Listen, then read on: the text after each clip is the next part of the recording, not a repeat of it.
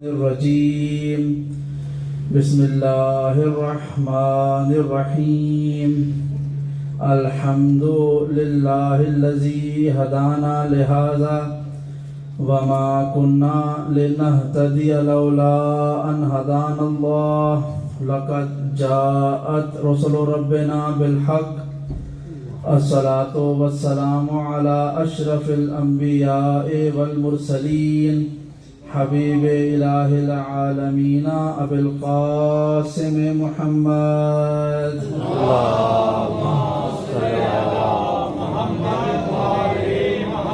وعلى اہل بیتہ الطیبین الطاہرین المعصومین الذین اذهب اللہ عنہم الرجس وطہرہم تطہیرا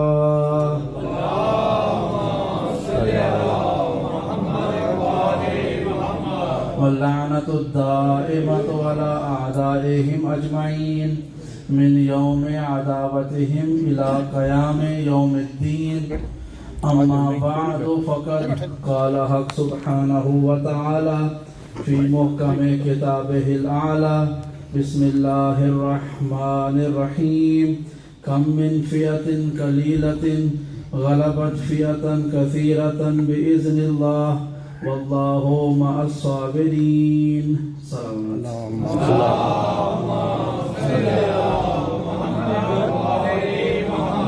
محترم کرام سامعین کرام برادران ذی وقار خاران ذی شان السلام علیکم ورحمۃ اللہ وبرکاتہ یا علی مدد پروردگار نے اپنی ہمیشہ رہنے والی کتاب قرآن مجید میں ارشاد فرمایا کہ کم من فئۃ قلیلۃ غلبت فئتاً کثیرتاً بإذن اللہ کہ اے لوگوں کتنے ہی ایسے چھوٹے گروہ ہیں کہ جو غلبہ پا لیتے ہیں بڑے گروہوں پر واللہ مع الصابرین اور بے شک اللہ صبر کرنے والوں کے ساتھ ہے۔ یہ مختصر سی آیت اپنے اندر بہت سارے پیغام سمیٹے ہوئے قیامت تک آنے والے انسانوں سے محو گفتگو ہے، اور یہ آیت کا مزاج بھی سوالیہ ہے، استفہامیہ ہے۔ پروردگار سوالیہ لہجے میں ایک پیغام دے رہا ہے کہ کم من فئۃ قلیلۃ غلبت فئۃ کثیرۃ، کہ کتنے ایسے گروہ ہوتے ہیں جو تعداد میں چھوٹے ہوتے ہیں لیکن وہ بڑی تعداد والے گروہوں پر غالب آ جاتے ہیں۔ فئت کہتے ہیں گروہ کو، مجمع کو، لشکر کو، اور چھوٹا گروہ ہوتا ہے جو غلبہ پا لیتا ہے بڑے گروہ پر۔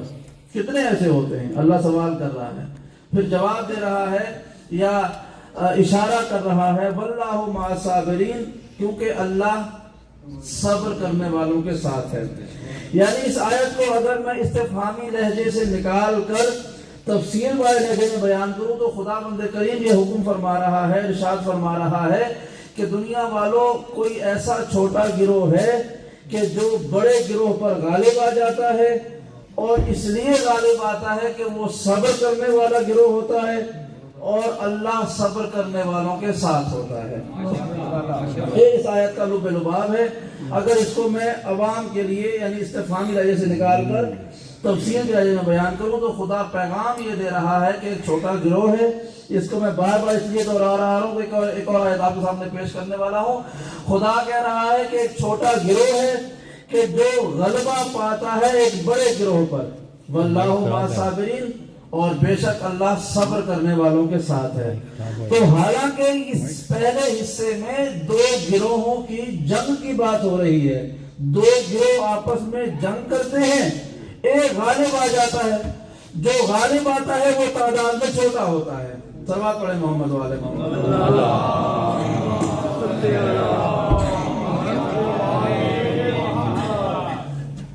بار دیگر صلوات پڑھتے محمد والے محمد۔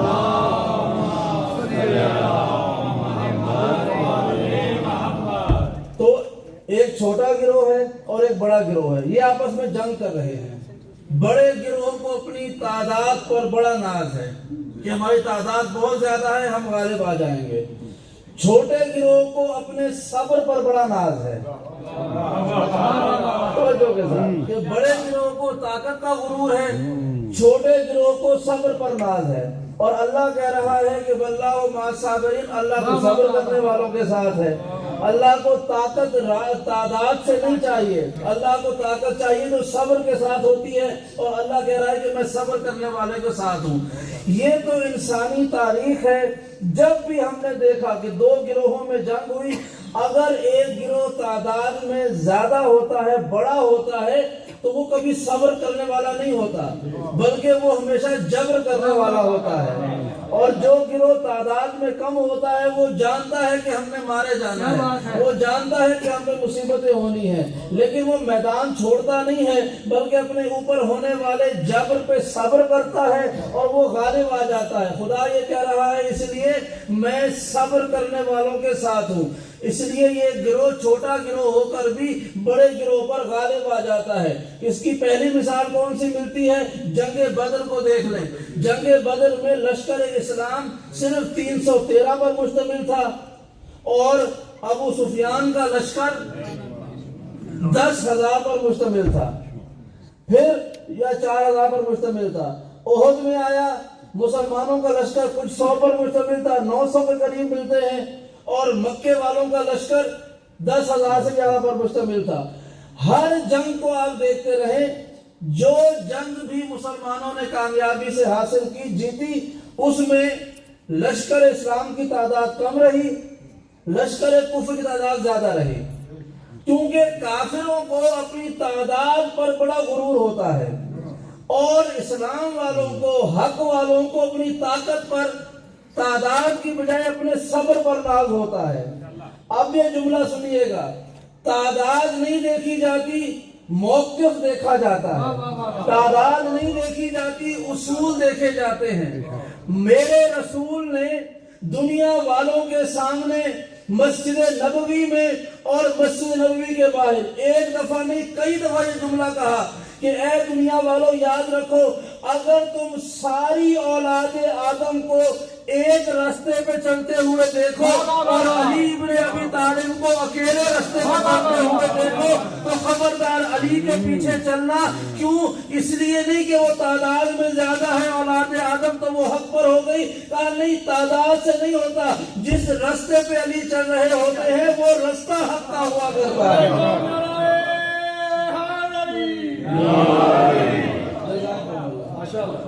جزاکم اللہ۔ تو خدا یہ کہہ رہا ہے کہ ایک چھوٹا گروہ بڑے گروہ پہ غالب آتا ہے۔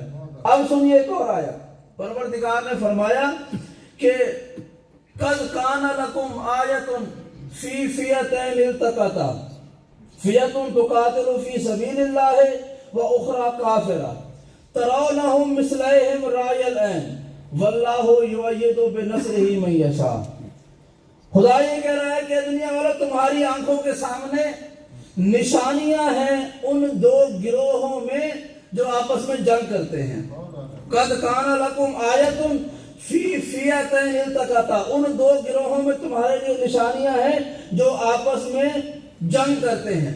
فئۃ تقاتل فی سبیل اللہ، ایک گروہ اللہ کے لیے لڑتا ہے، وَأُخْرَى کافرہ، اور دوسرا گروہ کافروں کا ہوتا ہے۔ ترونہم مثلیہم رأی العین، سب سے اہم آیت کا جز یہ تھا، ترونہم مثلیہم رأی العین، ان دونوں کی مثال تمہارے لیے ایسے ہے جیسے ان کی جنگ کو تم اپنی آنکھوں سے دیکھ رہے ہو۔ یعنی دو گروہ آپس میں لڑ رہے ہیں، اس میں اللہ کی نشانی ہے، ایک گروہ اللہ کے لیے لڑ رہا ہے، ایک گروہ کافروں کا ہے، اور خدا کہہ رہا ہے کہ ان کی مثال ایسے ہے جیسے ان کی جنگ تمہاری آنکھوں کے سامنے ہو رہی ہو۔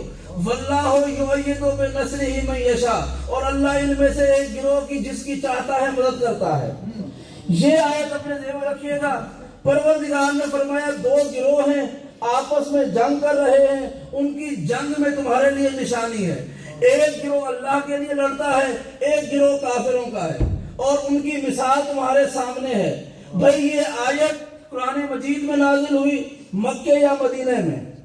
رسول خدا کے اعلان بعثت سے لے کر آپ کی رحلت کے 23 سال کے درمیان میں نازل ہوئی، یا مکے میں نازل ہوئی، یا مدینے میں نازل ہوئی، یا مابین مکہ و مدینہ نازل ہوئی۔ یہی تین جگہ ہیں، یا مکہ ہے یا مدینہ ہے یا مابین مکہ و مدینہ ہے، لیکن چونکہ قرآن مجید قیامت تک رہنے والا ہے، اس لیے یہ آیت بھی ہمیشہ کے لیے رہنے والی ہے، یہ آیت منسوخ بھی نہیں ہوئی ہے، یہ قیامت تک کے لوگوں کے لیے ویلڈ ہے کہ تمہاری آنکھوں کے سامنے دو گروہ لڑ رہے ہیں، تم ان کی مثال دیکھو، اس میں تمہاری مثالیں رکھی گئی ہے، ایک گروہ اللہ کے لیے لڑتا ہے، ایک گروہ کافروں کا ہے۔ اب آپ یہ قرآن کی آیت اٹھائیں، اپنے اپنے جوانوں، بوڑھوں، بچوں سے لے کر علماء تک پوچھیں اور سوال کریں کہ وہ کون سے دو گروہ ہیں کہ جو آج تک بھی لڑ رہے ہیں اور ان کے لیے ہمارے لیے نشانی رکھ دی گئی ہے۔ بھائی یہ آیت تو نازل ہوئی تھی آج سے 1400 برس پہلے، اور اللہ کہہ رہا ہے کہ یہ نشانی تمہارے لیے رکھ دی گئی ہے قیامت تک، اور ان کی جنگ ایسے ہے کہ جیسے تمہاری آنکھوں کے سامنے لڑی جا رہی ہو۔ بھائی بدر کی جنگ ہوئی، ختم ہو گئی، آج اپنے آپ کو کوئی بدری کہنے کو تیار نہیں ہے۔ احد کی جنگ ہوئی، ختم ہو گئی، آج تک کوئی اپنے آپ کو احد کا جانا کہنے کو تیار نہیں ہے۔ خیبر و خندق کی جنگیں ہوئی، ختم ہو گئی، کوئی اپنے آپ کو خیبر کا فاتح کہلانے کو تیار نہیں ہے، کوئی اپنا تعارف یوں نہیں کر رہا تھا کہ میں خندق کے فاتحوں میں سے ہوں۔ لیکن ایک جنگ جو 61 ہجری میں لڑی گئی وہ آج تک ایسی زندہ ہے کہ 1400 برس کے بعد بھی جب مجلس عزا بچتی ہے، ساری دنیا سے پوچھو کہ تم کس گروہ کے لیے جا رہے ہو، وہ سینے پہ ہاتھ مار کر کہتا ہے کہ میں حسین کے لیے جا رہا ہوں۔ یعنی 1400 برس گزرنے کے بعد بھی آج بھی جو اس قرآن کی آیت کے مطابق اللہ کے لیے لڑ رہا تھا، وہ سوائے حسین ابن علی کے کوئی نہ لڑ رہا تھا۔ لبیک یا حسین، لبیک یا حسین، لبیک یا حسین، لبیک یا حسین، لبیک یا حسین، لبیک یا حسین، ایمان نعرہ حیدری۔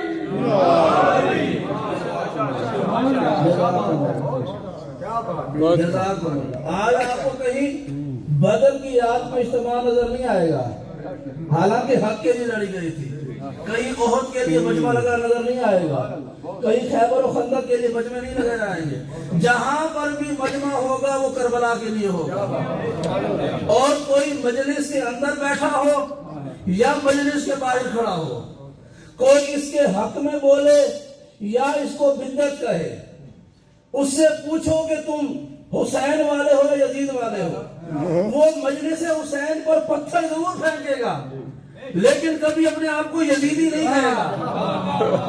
وہ یہ کہے گا کہ رونا بدعت ہے، لیکن ساتھ میں یہ کہے گا کہ ہم بھی حسین والے ہیں۔ اور ابھی آپ نے یہ افغانستان کا منظر بدلتے ہوئے دیکھا، طالبان کے جو اپنے ظلم اور بربریت میں مشہور تھے، صرف اطلاع ملی کہ طالبان آنے والے ہیں، ہزاروں لوگوں نے ملک کو چھوڑ دیا، چونکہ تاریخ ہمارے سامنے ہے۔ لیکن انہوں نے کیا کہا؟ انہوں نے کہا کہ ہم اب پہلے والے طالبان نہیں رہے، اب ہم اچھے ہو گئے ہیں، اب ہم مارے پیٹیں گے نہیں، اب ہم ظلم نہیں کریں گے، اب ہم سر نہیں کاٹیں گے، اب ہم کوئی جبرن آپ پر قانون لاگو نہیں کریں گے۔ اور ثبوت کیا دیا؟ ثبوت کے لیے وہ امام بارگاہوں میں مجلس حسین میں آ گئے، تصویریں نیٹ پر موجود ہیں، مجلسوں میں کھڑے ہو کر کہہ رہے ہیں کہ دیکھو ہم تو مجلس میں بھی آئے ہوئے ہیں، ہم اچھے ہو گئے ہیں۔ یعنی اگر کسی درندے کو اپنے انسان ہونے کا ثبوت دینا ہو تو وہ حسین کی مجلس میں آ جاتا ہے۔ بات کرتے محمد والے محمد۔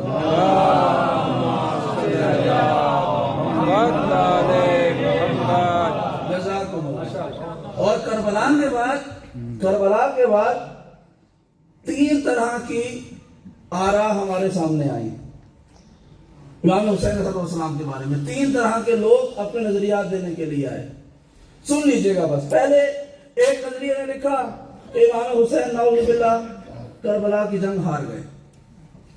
کیوں ہارے؟ اس لیے کہ شہید ہو گئے، مارے گئے۔ دوسرے نے لکھا کہ نہیں، ظاہری طور پر تو شہید ہوئے، ظاہری طور پر تو نعوذ باللہ شکست ہوئی، حقیقت میں وہ کامیاب ہوئے۔ جو تیسرا موقف ہے وہ میرا اور آپ کا ہے۔ وہ موقف یہ ہے کہ شکست کا لفظ حسین کے لیے بنا ہی نہیں ہے۔ شکست کا لفظ حسین کے لیے نہیں بنا۔ یہ ظاہری اور باطنی کے چکروں میں نہ الجھائیں، شکست ہوا کرتی ہے۔ اور شکست کا لفظ حسین کے لیے نہیں بنا ہے. لیکن جن لوگوں نے کہا نا کہ نعوذ باللہ حسین ہارے ہیں، انہوں نے کیوں کہا؟ اس لیے کہا کہ حسین شہید ہو گئے. ان کے نظریے میں فتح اور شکست کا دار و مدار زندگی اور موت پر ہوتا ہے. حالانکہ فتح اور شکست کا دار و مدار زندگی اور موت پر نہیں ہوتا، بلکہ فتح اور شکست کا دار و مدار یہ ہوتا ہے کہ اپنے اصول میں کون باقی رہتا ہے، اپنے مقصد میں کون باقی رہتا ہے. بھائی اگر یزید کا مقصد امام حسین کو مدینے میں قتل کرنا ہوتا تو ہم کہہ دیتے کہ ہاں یزید اپنے مقصد میں کامیاب ہو گیا، مدینے میں نہیں تو کربلا میں آپ کو شہید کر لیا. اور امام حسین کا مقصد یزید سے جان بچا کر کوفے جانا ہوتا تو ہم کہتے نعوذ باللہ کہ جو کہہ رہے ہیں حسین اپنے مقصد میں کامیاب نہیں ہوئے. لیکن یزید کا مقصد حسین سے بیعت لینا تھا، اور حسین کا مقصد تھا اعلان کر دیا مجھ جیسا اس جیسے کی بیعت نہیں کر سکتا. تو اب فتح و شکست کا دار و مدار زندگی اور موت پر نہیں، فتح و شکست کا دار و مدار اس بات پر ہے کہ اپنے مقصد میں کون کامیاب ہوا. کربلا کی جنگ کے اختتام پر دیکھ لیں کہ یزید بیعت لینے میں کامیاب ہوتا ہے یا حسین اپنے انکار پر باقی رہتے ہیں. بھئی تاریخ نے یہ دیکھا امام حسین نے سر تو کٹا دیا لیکن یزید کے ہاتھ پر بیعت نہیں کی ہے.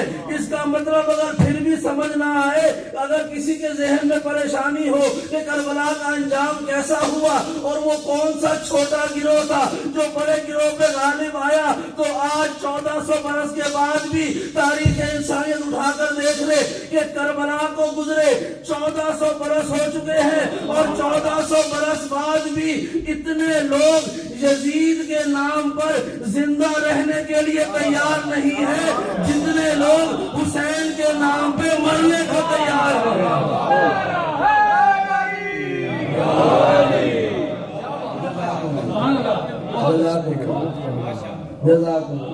یہ حسین کی کامیابی ہے کہ اتنے لوگ یزید کے نام پہ جینے کو تیار نہیں جتنے حسین کے نام پہ مرنے کو تیار ہو گئے. اب آگے چلیے اس آیت کی طرف. جزاکم اللہ.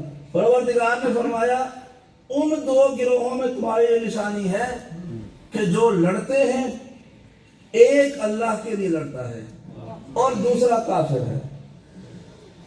ایک اصول طے ہو گیا کہ اللہ کے لیے جو گروہ لڑے گا اس کے مقابلے پر آنے والا کافر ہوتا ہے.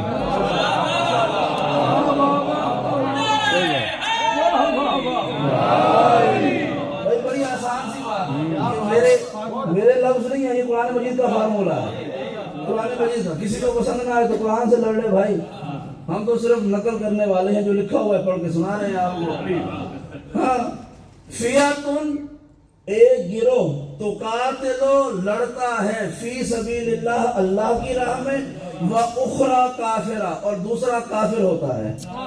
یعنی جو اللہ کی راہ میں لڑتا ہے اس کے مقابلے پر آنے والا کافر ہوتا ہے. یہ ایک عسکری حقیقت بن گئی، قیامت تک کے لیے قانون بن گیا، فارمولہ بن گیا، کسوٹی بن گئی کہ جو اللہ کی راہ میں لڑتا ہے اس کے مقابلے پر آنے والا گروہ کافروں کا ہوتا ہے، چاہے ان کے نام کوئی بھی ہو، کوئی بھی نام ہو. بھائی یہ دیکھیے، آپ یہاں پر ایک عام مثال دے دوں. یہاں بازار میں جاتے ہیں، اس پہ لکھا ہوا مثلاً لکھا ہوا ہے مسجد ابو ہریرہ، مثال دے رہا ہوں، مسجد ابو ہریرہ.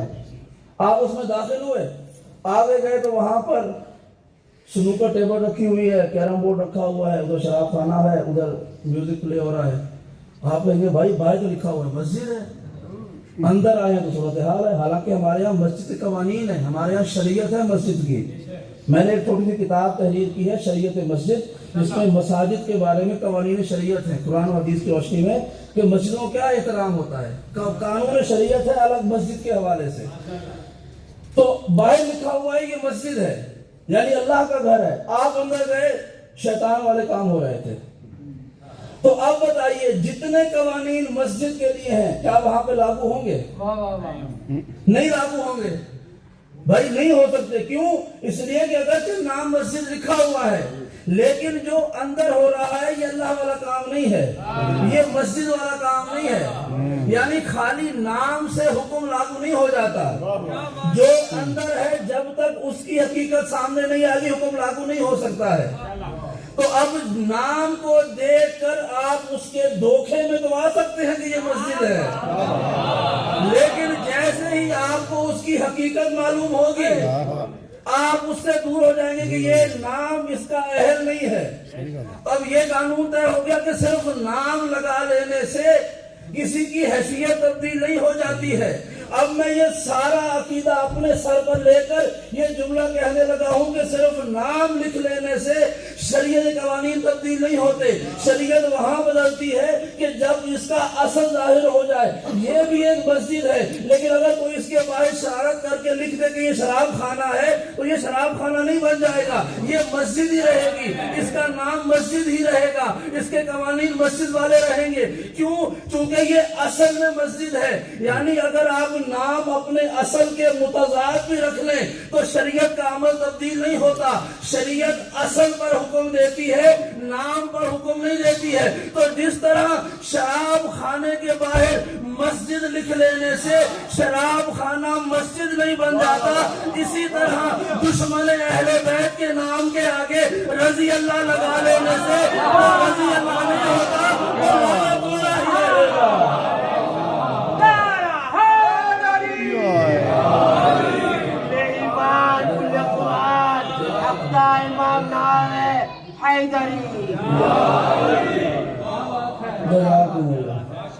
کیونکہ خالی نام لگانے سے کیا ہے؟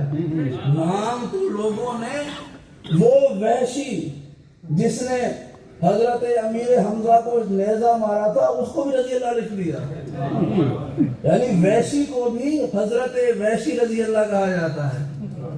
یہ دو افراد ہیں، میں نے شاید پچھلے ہفتے کسی مجلس میں ذکر کیا تھا، دو افراد ایسے رحمت للعالمین نے کہ جنہوں نے کائنات کے ہر خاص و عام کو معاف کیا، دو لوگوں کی معافی بھی بڑا انتظار کیا، ان سے نفرت کا اظہار کیا۔ دیکھیے ابو لہب کتنا بڑا دشمن رسول اللہ کا، لیکن اللہ نے ابو لہب کی مذمت اپنی طرف سے کی ہے، رسول کی زبان سے نہیں کروائی۔ یہ سمجھنے والا مجمع ہے۔ رسول اللہ نے نہیں کہا کہ میں کہتا ہوں ابو لہب کے ہاتھ ٹوٹ جائیں، اللہ نے کہا کہ اللہ کہتا ہے ابو لہب کے ہاتھ ٹوٹ جائیں، کیونکہ یہ محمد کا دشمن ہے۔ لیکن دو لوگ ایسے تھے، ایک وحشی اور ایک ہندا، ان دونوں کو معاف کرتے ہوئے اللہ کے رسول انتظار کرتے رہے۔ ایک جب ہندا کا پیغام آیا کہ معافی مانگنا چاہتی ہے، رسول اللہ نے جواب ہی نہیں دیا، خاموش رہے۔ 2 3 4 7 دفعہ پیغام آتا، رسول اللہ معاف کر دیں، معاف کر دیں، معاف کر دیں۔ رسول اللہ نے جواب دیا، ہم عورتوں سے انتقام نہیں لیتے۔ یہ نہیں کہا کہ میں نے معاف کر دیا ہے، کہا کہ ہم عورتوں سے انتقام نہیں لیتے۔ اسے کہو اپنے گھر پہ رہا کرے، اسے کہو اپنے گھر۔ کیوں؟ دیکھیے جو پہلی جنگ تھی نا اسلام کے ساتھ، بدر کی، اب یہ بڑا نازک جملہ ہے، ہمیں سنبھالنا بھی پڑتا ہے اپنی زبان کو، اپنی تاریخ کے، اب یہ تاریخ کے واقعات میں کیا بیان کریں، اشارہ کر دیتا ہوں۔ جو رسول اللہ کے ساتھ پہلی جنگ ہوئی اور جو علی مرتضیٰ کے ساتھ پہلی جنگ ہوئی، دونوں میں ایک چیز مشترک تھی، ایک چیز مشترک تھی۔ کیا مشترک تھی؟ جب جنگ بدر ہوئی ہے تو ہندا وہ تھی جو ایک گروہ کی سالار بن کے آئی تھی، وہ ایک گروہ کی سالار بن کے آئی تھی۔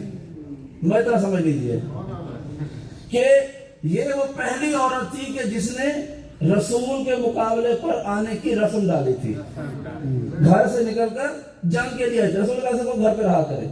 اور جب وحشی کو لایا گیا توبہ کرنے کے لیے فتح مکہ کے دن، 3 دن کے بعد آیا تھا، یہ چھپتا پھر رہا تھا، رسول خدا اس کو دیکھنا نہیں چاہتے تھے، سامنے آیا منہ پھیر لیتے تھے۔ یعنی رحمت للعالمین یہ عمل انجام دے رہا ہے، وہ رحمت کے جو عالمین کے لیے، صرف دنیا کے لیے نہیں، عالمین کی رحمت بن کر آیا۔ کہا کہ رسول یہ معافی مانگنا چاہتا ہے، کسی اور طرف گفتگو کرنے لگے، کبھی دائیں رخ پھیرا کبھی بائیں رخ پھیرا، اور اس نے انتظار کیا بار بار، تو آپ نے کہا کہ اچھے سے کوئی چلا جائے، پھر دوبارہ بھی میرے سامنے نہ آئے۔ کتنے نفرت کا جملہ ہے، اسے کہو دوبارہ بھی میرے سامنے نہ آئے۔ معاف کر دیا. لوگوں نے کہا رسول اللہ آپ باقی جو بھی آ رہے ہیں فوراً سے آپ انہیں معاف کر رہے ہیں, اس ویشی کے بارے میں آپ اتنی دیر کیوں لگائی؟ آپ نے کہا اس لیے کہ میں انتظار کر رہا تھا تم میں سے کوئی میرے معاف کرنے سے پہلے تلوار اٹھاتا اور اس کو قتل کر دیتا.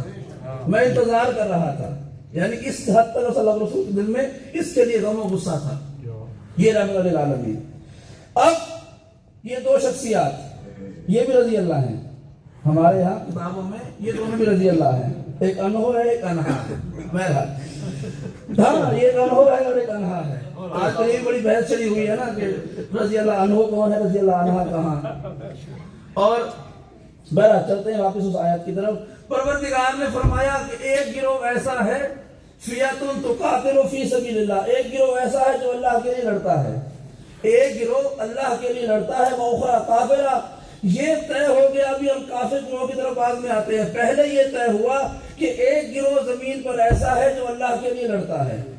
اچھا اب جو اللہ کے لیے لڑتا ہے تو تفضل کا قاعدہ یہ ہے کہ اللہ بھی اس کے لیے لڑے. بھائی توجہ کے ساتھ, اللہ کو بھی تفضل کا قاعدہ یہ ہے کہ جب کوئی اللہ کے لیے لڑ رہا ہے تو اللہ کو بھی چاہیے کہ وہ اس کے لیے لڑے. اب ہم دیکھتے ہیں ہوا کیا. ابھی یہ آیت میں نے آپ کے سامنے پڑھی تھی.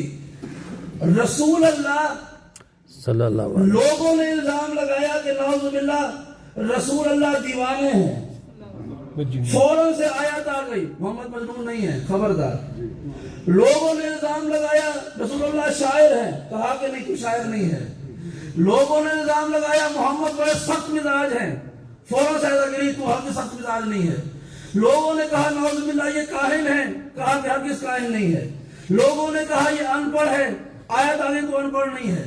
یعنی لوگ اللہ کے رسول پر الزام لگاتے رہے, آیتیں آتی رہی. کسی نے کہا محمد کو عصیان ہو گیا ہے, آیت آ گئی معاذ اللہ صاحبکم وما غوا, خبردار تمہارا نبی کبھی گمراہ نہیں ہوا, کبھی کچھ نہیں بھولا.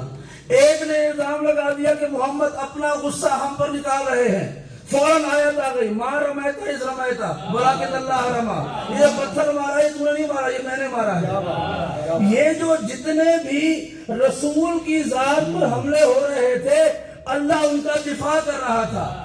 کسی نے کہا ہزیان ہے تو کہا نہیں ہزیان نہیں ہے, آیت بھیج دی. کسی نے کہا کہ اپنا بندہ نکال رہا ہے, آیت بھیج دی. کسی نے کہا دیوانہ شاعر و مجنون ہے, آیت بھیج دی. کسی نے کہا گمراہ ہو گیا ہے, آیت بھیج دی. یعنی جو محمد کا مخالف ہو رہا تھا اللہ اس سے ناراض ہو کے اس کا انتقام لے رہا تھا.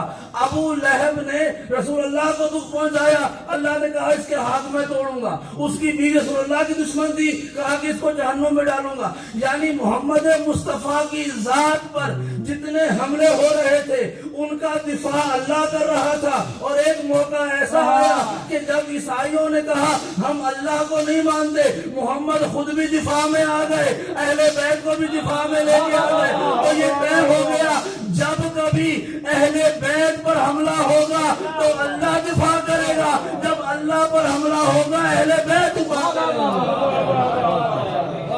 جزاکم اللہ. صلوات پڑھیں محمد والے.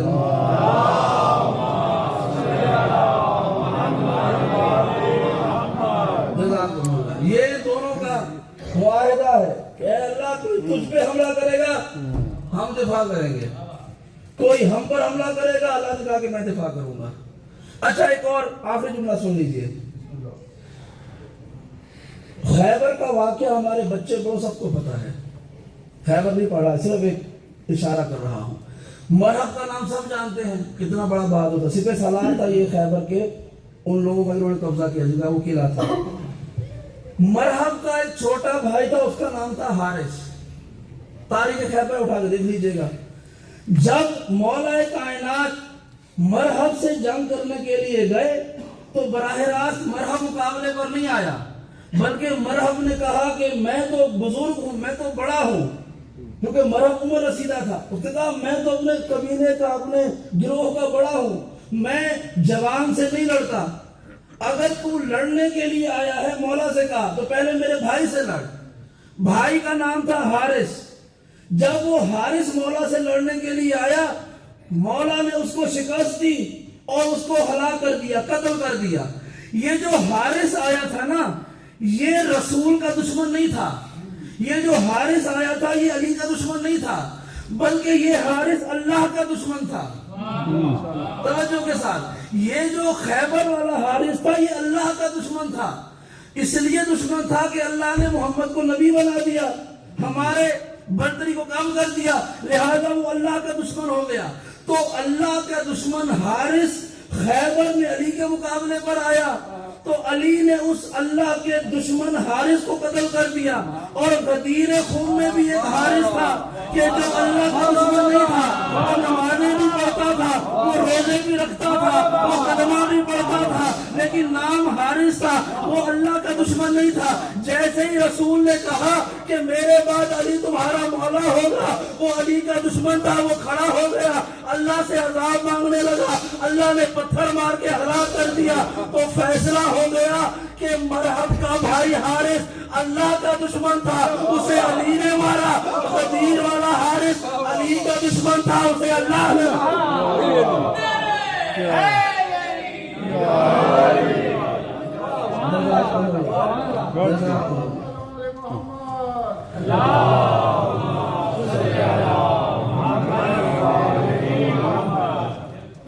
تو ان کے درمیان بڑا معاہدہ ہے کہ جو اللہ کے مقابلے پر آئے گا اس سے علی لڑیں گے، جو علی کے لیے عداوت رکھے گا اس سے اللہ لڑے گا۔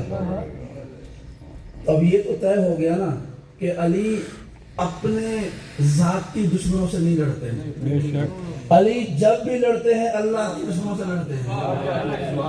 تو اس کا مطلب ہے اب وہ رسول کی حدیث سمجھ میں آ گئی کہ اگر ساری اولاد آدم ایک رستے پر ہو اور علی دوسرے رستے پر ہو تو تب بھی حق علی کے پیچھے ہوگا، اس لیے کہ علی اپنی ذات کے لیے نہیں لڑتے، علی اللہ کے لیے لڑتے ہیں۔ اور جب یہ طے ہو گیا کہ جو اللہ کا دشمن ہے اس سے علی لڑتے ہیں، جو علی کا دشمن ہے اس سے اللہ لڑتا ہے، تو اب یہ نہ دیکھنا کس سے خطا اجتہادی ہوئی۔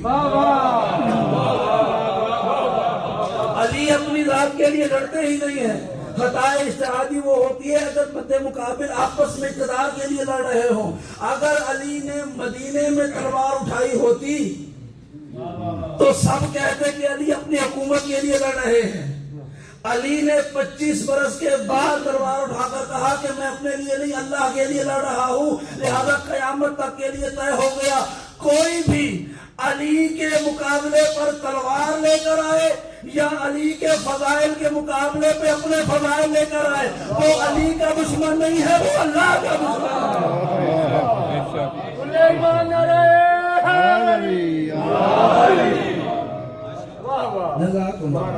اور پچھلی گفتگو میں 2-3 جملے میں نے آخر میں کہے تھے، کہا تھا کہ میں دوبارہ بیان کروں گا، بس 2 جملے سن لیجیے گا۔ تفصیلی خطبہ ہمارے چوتھے امام کا بہت طویل ہے، ہمیں تو چند لفظ سننے پڑھنے کو ملتے ہیں نا ممبر سے۔ امام کا جو خطبہ تھا چوتھے امام کا، اچھا اگر آپ اجازت دیں تو میں آپ کو ایک اور واقعہ ساتھ چھوڑا سا۔ ہم سب لوگ دعائیں کرتے ہیں کہ پروردگار ہمیں جب ہمارے وقت کے امام ظہور فرمائے تو ہمیں بھی اٹھائے، دعا ہے نا، ہم سب کی دعا ہے۔ ترجمے سے دعائیں پڑھیں نا امام کے ظہور والی تو اس میں پتہ چلتا ہے کہ ہم کیا مانگ رہے ہیں۔ ہم یہ مانگتے ہیں کئی دعاؤں میں، زیارتوں میں، پروردگار ہم مر چکے ہوں گے، اگر ہمارے امام تشریف لائیں گے تو اس وقت ہمیں قبروں سے اٹھا لینا تاکہ ہم ان کی معیت میں ان کے پیچھے سپاہی بن جائیں۔ لیکن کوئی عالم دین، مجتہد، کوئی ولی، کوئی فقیہ، کوئی بزرگ، کوئی ذاکر، نوحہ خوان، شاعر، ادیب، کوئی ایسا نہیں ہے کہ جس کے بارے میں تصدیق ہو گئی ہو کہ یہ امام کے زمانے میں اٹھایا جائے گا۔ کوئی ایسا نہیں ہے، کوئی ایسا نہیں ہے جس کے بارے میں تصدیق ہو، حتمی طور پر کہا گیا ہو کہ فلاں شخص ضرور اٹھایا جائے گا۔ کسی کے بارے میں کچھ نہیں کہا جا سکتا، اپنی قسمت ہے، اپنے اعمال ہیں، یہ بڑے کرم کے ہیں فیصلے، یہ بڑے نصیب کی بات ہے کہ امام کے زمانے میں کس کو اٹھایا جاتا ہے، سوائے 2 عورتوں کے۔ 2 عورتیں روئے زمین میں ایسی ہیں کہ جن کے بارے میں حتمی طور پر کنفرم ہے کہ جب امام آئیں گے تو ان کو اٹھایا جائے گا۔ اگرچہ یہ میرا موضوع سے ہٹ کا جملہ ہے، بین القوسین جملہ ہے، یہ اس لیے کہہ رہا ہوں کہ میری زبان پر آ گیا، شاید اس کا کوئی مقصد ہوگا، کسی کے لیے پیغام ہوگا، تو میری زبان پر جملہ آ گیا۔ 2 عورتیں ایسی ہیں پورے روئے زمین میں کہ جن کے لیے حتمی طور پر ہے کہ امام کے زمانے میں اٹھائی جائیں گی اور امام کے لشکر میں یہ کام کریں گے۔ ایک فرعون کے زمانے کی عورت، یہ فرعون کے ایک مشیر یا وزیر کی بیوی تھی، اس کے 7 بچے تھے، صوبیہ یا سمیہ اس کا نام ملتا ہے۔ اس کے 7 بچے تھے، فرعون کے زمانے میں فرعون کے دربار میں رہتی تھی۔ ایک دفعہ فرعون کی بیٹی اور اس خاتون کی صوبیہ کی بیٹی کھیل رہے تھے آپس میں کہ اس کی بچی گر گئی، تو اس نے دوڑ کے اٹھا کر کہا بسم اللہ، اپنی بچی کو اٹھایا۔ تو فرعون کی بیٹی نے کہا کہ تو اللہ کو مانتی ہے، تو میرے باپ کو خدا نہیں مانتی؟ اس نے کہا کہ نہیں، میں تیرے باپ کو خدا نہیں مانتی، تیرا باپ کیسے خدا ہو سکتا ہے؟ اب تک ایمان کو چھپایا ہوا تھا، اب ایمان سامنے لے کے آ گئی۔ کہا کہ تو میرے باپ کو نہیں مانتی؟ کہا نہیں مانتی۔ اچھا، اس نے باپ کو بتا دیا، باپ نے گرفتار کیا، کہا کہ اگر اپنے عقیدے سے باز آ جاؤ اور مجھے خدا مان لو تو معاف کر دوں گا، تمہاری خدمتیں بہت ہیں۔ اس نے کہا کہ نہیں، میں اللہ کو مانتی ہوں، تم پر ایمان نہیں لاؤں گی۔ تو اس نے کیا کیا؟ اس نے کہا کہ اس کو نہیں مارو، بلکہ اس کی آنکھوں کے سامنے اس کے 7 بچوں کو مارو۔ جملہ سنے گا، آگ جلائی گئی، بڑے بچے کو آگ میں ڈال دیا گیا۔ سوال کیا توبہ کرتی ہو؟ کہا کہ نہیں۔ دوسرے بچے کو آگ میں ڈالا گیا، یہاں کرتے کرتے 6 بچے اس کے آگ میں جلا دیے گئے۔ جو 7ویں اس کی بچی تھی ابھی آگوش میں، اسے کہا گیا کہ تمہاری 7ویں بچی ابھی باقی ہے، ابھی بھی تمہارا ماں کا دل ہے، رحم کر لو، تمہیں معاف کر دیا جائے گا۔ اس نے کہا کہ نہیں، معافی نہیں چاہیے، ہاں بس ایک گزارش ہے، اس 7ویں بچی کو میرے سامنے آگ میں نہ ڈالو، بلکہ اس کو میری آگوش میں رہنے دو، میرے ساتھ اس کو جلا دو تاکہ میں اس کی تکلیف کو نہ دیکھ سکوں۔ تو وہ جل کر مر گئی، لیکن اپنے ایمان پہ باقی رہی، ایمان پہ باقی رہی۔ 7 بچے بھی اس نے قربان کر دیے، خود بھی قربان ہو گئی۔ تو ہمارے معصوم اماموں نے فرمایا یہ عورت امام زمانہ کے زمانے میں اٹھائی جائے گی۔ ایک عورت یہ، دوسری عورت کون؟ حضرت ام ایمن۔ ام ایمن کون ہے؟ ام ایمن رسول اللہ کی ایک کنیز تھی، سیاہ فام کنیز تھی، اور ان کے بارے میں ملتا ہے کہ یہ بھی امام زمانہ کے زمانے میں اٹھائی جائیں گی۔ میں نے بڑی تحقیق کی فیاض بھائی، ان کی تاریخ جتنی مجھے مل سکتی تھی کہ آخر انہوں نے ایسا کون سا کام کیا کہ ان کو اٹھایا جائے گا۔ بھائی جناب فضا زیادہ اور کئی خواتین ہیں، ازواج رسول ہیں، امہات المؤمنین، کسی کے بارے میں نہیں ہے، ام ایمن کے بارے میں کیوں ہے اٹھایا جائے گا؟ کیا ایسا کام کیا ام ایمن نے؟ تو ان کی ساری تاریخ جتنی مل سکی، کوئی ایسا واقعہ نہیں ملا کہ جس کے ذریعے ثابت ہو کہ یہ سبب ہے، سوائے ایک واقعے کے۔ وہ کیا ہے کہ جب جناب سیدہ فتح کے لیے دربار میں گئی تھی تو آپ کی گواہ بن کے جناب ام ایمن گئی تھی، اور انہوں نے کہا تھا کہ میں گواہی دیتی ہوں فاطمہ سچی ہے۔ یہ جملہ ان کا تھا کہ میں گواہی دیتی ہوں فاطمہ سچی ہے۔ اسی ایک جملے پر ان کو یہ انعام ملا کہ انہوں نے سیدہ کی صداقت کا کلمہ پڑھا، انعام یہ ملا کہ وہ امام گھر اٹھائی جائیں گے۔ یعنی معصومین کی صداقت کا اعلان کرنا، اظہار کرنا اور اس عقیدے پہ قائم رہنا اتنی بڑی کامیابی ہے کہ ایک جملے کے بدلے میں امام کے سپاہی بن جاتے ہیں۔ صلوات پڑھ رہا محمد والا اللہم صلی علی۔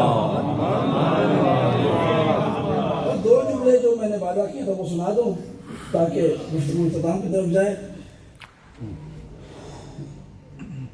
پروردگار نے فرمایا اِنَّ أَوَّلَ بَيْتٍ وُضِعَ لِلنَّاسِ لَلَّذِي بِبَكَّةَ مُبَارَكًا وَهُدًى لِلْعَالَمِينَ، کہ اے دنیا والو، روئے زمین پر جو سب سے پہلا میرا گھر بنا وہ مکے میں تھا۔ قرآن مجید کی آیت ہے، سب سے پہلا گھر جو مکے میں بنا، جو میرے لیے بنا وہ مکے میں تھا، بنایا گیا لوگوں کے لیے، مبارک ہے اور عالمین کے لیے ہدایت ہے۔ قرآن مجید کی آیت ہے کہ مکے میں میرا سب سے پہلا گھر بنا جو عالمین کے لیے ہدایت بھی ہے، لوگوں کے لیے مبارک بھی ہے۔ یہ گھر بنا مکے میں۔ اللہ کے رسول تشریف لائے مکے میں. جو بھی نبی اللہ کی طرف سے مبعوث ہو کر آیا ہے وہ مکے میں ضرور آیا ہے. توجہ کے ساتھ تاریخ انبیاء ہے کہ جو بھی نبی آئے ہیں وہ مکے میں ضرور آئے ہیں. چاہے وہ کسی بھی مقصد کے لیے کسی بھی قوم کے لیے آئے ہوں وہ مکے میں ضرور آئے ہیں. آغاز حضرت آدم سے کیا اور حضرت آدم کی جو قبر پہلی بنی تھی وہ مکے میں بنی تھی. اس کے بعد وادی السلام میں جایا گیا جناب نوح کے زمانے میں. تو حضرت آدم مکے میں، آدم سے لے کے مصطفیٰ تک جتنے نبی آئے ہیں سب مکے میں آئے ہیں. اس لیے کہ اللہ نے فرمایا میرا پہلا گھر مکے میں ہے. اِنَّ أَوَّلَ بَيْتٍ پہلا گھر مکے میں ہے. جہاں پر خانہ کعبہ ہے اس کے بالکل اوپر آسمانوں پر 7ویں آسمان پر بیت معمور نام کا ایک گھر ہے کہ جو بالکل خانہ کعبہ کی شکل ہے. جیسا کعبہ ہے ویسا وہ بیت معمور بھی ہے.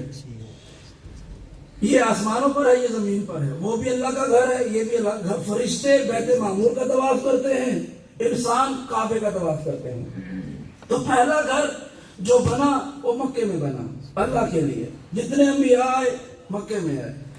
اب اللہ کے رسول کی حدیث سنیے. پروردگار نے فرمایا، رسول اللہ نے فرمایا کہ پروردگار نے ہر شہر میں اپنی نشانی رکھی ہے اور زمین والوں میں جو سب سے بڑی نشانی ہے وہ مکے میں ہے. جو سب سے بڑی نشانی ہے وہ مکے میں ہے. یہ نہیں بتایا کہ وہ نشانی کہاں پر ہے، مکے میں کون سی جگہ پر ہے. صرف یہ کہا کہ وہ مکے میں اللہ کی سب سے بڑی نشانی ہے. کعبے کے بارے میں کہا کہ اللہ نے کہا کہ میں نے اپنا گھر بنایا کعبے کو اور اسے اپنے لوگوں کے لیے مبارک بنایا، عالمین کے لیے رحمت بنا دیا. فیہا آیات بینات، کعبے کے اندر میں نے اپنی بڑی نشانیاں رکھ دی ہیں. میرا گھر تھوڑا سا ساتھ نہیں دے رہا لیکن آپ میرا ساتھ دے رہے ہیں. کوئی بات نہیں، ہو جاتا ہے. خدا سلوات پڑھ رہے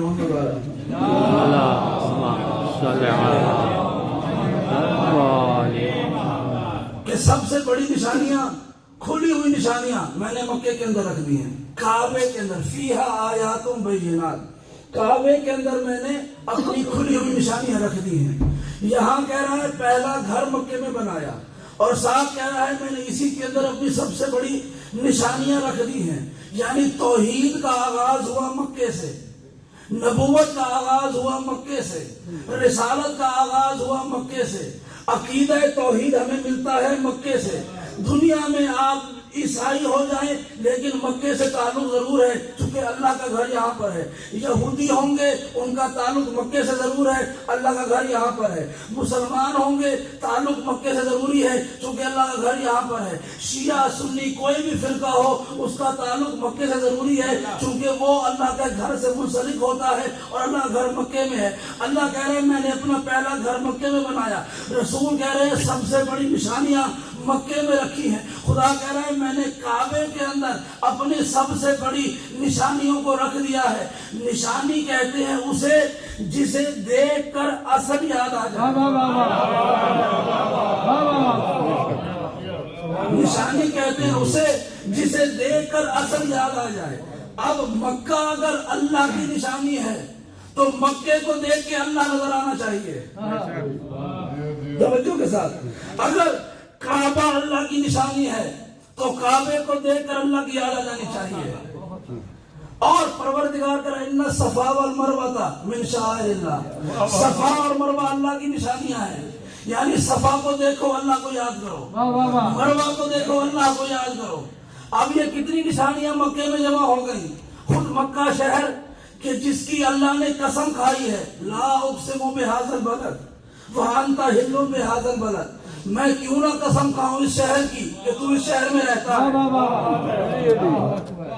یعنی مکے کو نشانی کہا، پہلا گھر یہاں بنایا، اس کی قسم بھی کھائی، کعبہ یہاں پر بنا دیا، کعبے میں نشانیاں رکھ دی، صفا اور مروہ کعبے کے درمیان بنا دیا. یہ سب کچھ کس کے لیے ہو رہا ہے؟ یہ سب کچھ ہو رہا ہے توحید کو ثابت کرنے کے لیے. یعنی اگر کوئی مکے سے پھر جائے گا اسے کائنات میں سب کچھ مل جائے گا. خدا نہیں ملے گا، اس کو توحید نہیں ملے گی۔ کسی کو خدا چاہیے، توحید چاہیے تو اس کو مکے آنا پڑے گا۔ چوتھے امام نے یزید کے دربار میں کہا تھا انا ابن مکہ، میں مکے کا بیٹا ہوں۔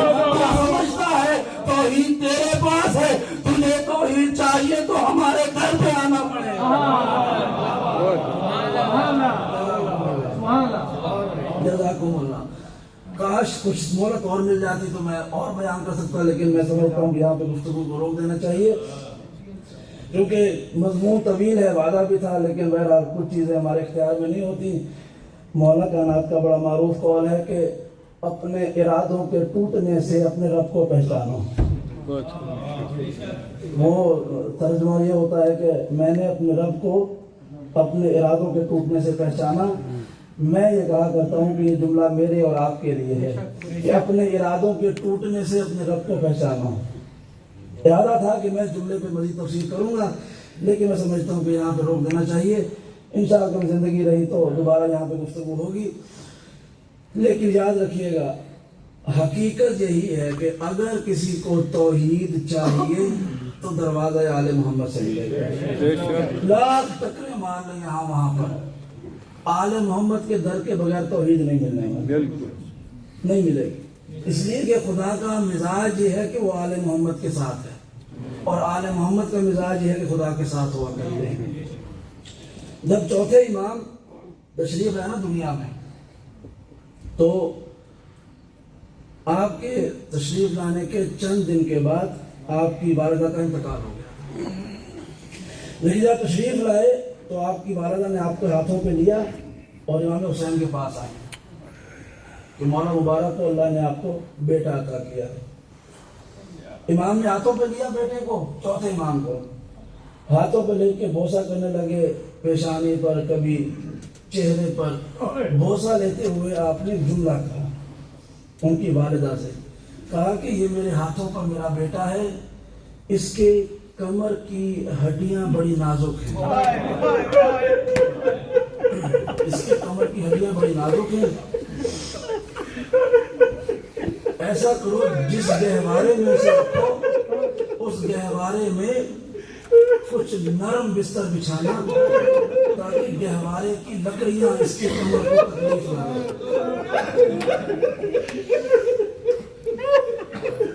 یہ حسین ابن علی ابن حسین کے بارے میں کہہ رہے ہیں ماں سے کہ جس گہوارے میں سے سلانا بستر کو نرم کر دینا تاکہ گہوارے کی لکڑیاں اس کو تکلیف نہ دے، اس کی کمر بڑی نازک ہے۔ اور جب تک ماں رہی اور جس بیوی نے دوبارہ پالا، ہمیشہ یہی کوشش کی کہ چوتھے امام کو جس گہوارے میں رکھے اس کا بستر بڑا نرم رکھے تاکہ کمر کو تکلیف نہ ہو۔ میں کہوں گا مولا آپ نے ان کے بچپن میں کہا تھا نا کہ کمر بڑی نازک ہے، نرم بستر پہ رکھنا۔ یہی مظلوم امام ہوگا، کربلا سے لے کے شام تک راستہ ہوگا، جس نعیم کا دل کرے گا کہ تازیانے مار پانچ روایتوں کا جملہ ہے کہ کربلا سے شام تک چوتھے امام کی گردن میں اتنا سنگین توڑ کہا گیا تھا کہ بیمار کربلا سر کو اٹھا کے چل نہیں سکتے تھے، آپ سے گردن اٹھائی نہیں جاتی تھی، زنجیروں میں ایسا باندھا ہوا تھا، آپ کے پاؤں کی جو زنجیریں تھی اور جو آپ کے گلے کا توق تھا وہ چلتے ہوئے دھوپ کی وجہ سے اتنا گرم ہو جاتا تھا کہ ایک مرتبہ ایسا ہے، روایت کا جملہ ہے، ایک مرتبہ ایسا ہوا جب کچھ کھانے پینے کا وقت ہوا، سب نے کھانا پینا کیا، شہزادی کہتی ہے میں نے دیکھا حضرت عباس کا چھوٹا بیٹا فضل، وہ جس پانی کو برتن میں پانی تھا کھانا کھانے کے بعد پانی کو نہیں پیتا بلکہ پانی کو اٹھا کے کہیں چل رہا ہے۔ میں نے دیکھا یہ کسے پانی دینے جا رہا ہے، کیا دیکھتی ہوں وہ سید سجاد کی بیڑیوں پر پانی ڈال دیتا تاکہ وہ گرم دیتے ہوئے ٹھنڈی ہو جائے۔ اجرکم اللہ، اجرکم اللہ۔ آج پہلی سفر کا دن کہ جب یہ لوٹا ہوا قیدیوں کا قافلہ شام پہنچ گیا تھا. شام کے دربار کے دروازے پر پہنچ گیا اور حکم ہوا کہ ابھی اندر نہیں لانا ہے, ابھی دربار کو سجایا جا رہا ہے. اور قیامت تک کے لیے رونے کے لیے جملہ کافی ہے کہ علی کی بیٹی سے کہا گیا دروازے پہ انتظار کرو, ابھی دربار سجایا جا رہا ہے. ابھی دربار سجایا جا رہا ہے. خدا کی قسم اگر یہ 36 گھنٹے جو دروازے دربار کے باہر کھڑے رہے ہیں نا, اگر صرف یہ 36 گھنٹوں کا حال چھوڑ لینا, ہم قیامت تک ہنسنا بھول جائیں گے. ہم قیامت تک ہنسنا بھول جائیں گے. اور ایک جملہ سنا دوں, جب کربلا سے نکلے تھے نا, شہزادی زینب اپنے پاؤں پہ چلتی رہی ہے. 1600 میل پاؤں پہ چلتی رہی ہے, کسی جگہ پہ گری نہیں ہے. لیکن 36 گھنٹے دربار کے دروازے پہ دربار میں داخل ہونے کا وقت آیا, علی کی بیٹی پاؤں پہ سنبھل نہیں سکی. ہجروں کے بلبلے اجرکم اللہ, اجرکم اللہ, اجرکم اللہ. تم نے سن لیا نا, تاریخ کے دربار میں ایک منظر ایسا آیا, قیدیوں کو لایا گیا, سب قیدی آ گئے اور سب کا تعارف ہونے لگا. تعارف کیسے ہوا کہ یزید تخت پہ بیٹھا ہوا, سپاہیوں سے کہہ رہا ہے بتاؤ ان میں مرد کون ہے اور عورتیں کون ہیں. اور ایک ظالم یزید کے پہلو میں کھڑا ہوا. یہ روایت کے لفظ نہ ہوتے میں کبھی یہ جملہ نہ پڑتا. یزید کے پہلو میں کھڑا ہوا, انگلی کے اشارے سے بتا رہا تھا کہ یہ علی کی بیٹی زینب ہے, یہ علی کی بیٹی کلثوم ہے, یہ حسین کا بیٹا سجاد ہے. ایک موقع ایسا آیا کہ جب تعارف ہوا کہ یہ جو چھوٹی سی بچی کھڑی ہوئی ہے یہ حسین کی بیٹی سکینہ ہے.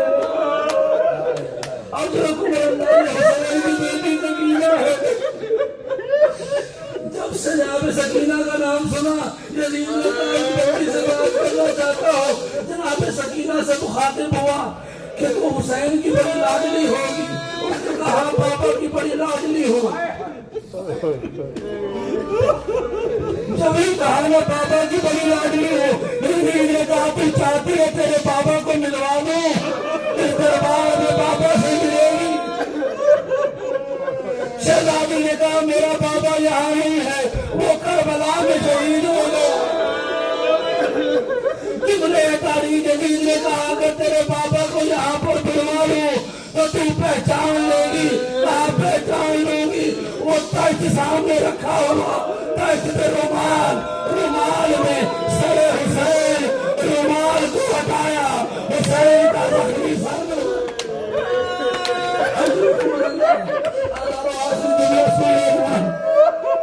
آخری جملہ سن لینا, رومال میں تخت پہ رکھا ہوا سر حسین اور جناب سکینہ سامنے کھڑی ہوئی. جناب زینب نے جب یہ منظر دیکھا, اپنے بندے ہوئے ہاتھوں کو شہزادی سکینہ کی آنکھوں پہ رکھ دیا. یزید نے چھری کو اٹھایا, حسین کے لبوں پر شہزادی نے کہا یہ ہاتھ رسول کی طرف سے.